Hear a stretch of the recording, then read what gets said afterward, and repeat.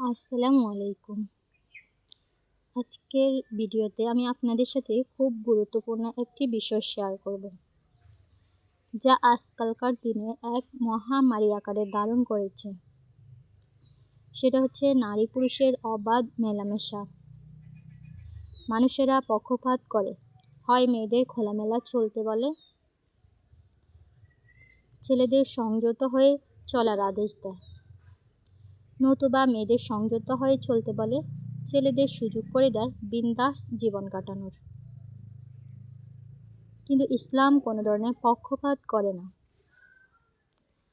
রোগের ওষুধ বাতলিয়েই ইসলাম ক্ষান্ত হয়নি, দিয়ে রেখেছেন তার প্রতিষেধকও।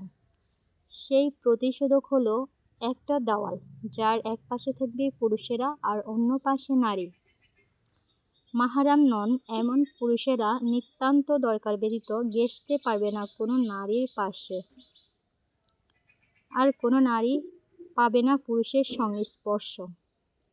যখনই মানুষেরা এই দেওয়াল টপকে ফেলে, যখন ভেঙে দেয় তাদের মধ্যকার বিভাজনের প্রাচীর, তখনই অপ্রীতিকর ঘটনাবলী ঘটতে থাকে। সৃষ্টির শুরু থেকে আজ অবধি দুনিয়া জুড়ে অশ্লীলতা, বেহায়াপনা আর অবাধ যৌনতার কারণ একটাই, সেই সীমানা প্রাচীরটাকে ভেঙে ফেলা।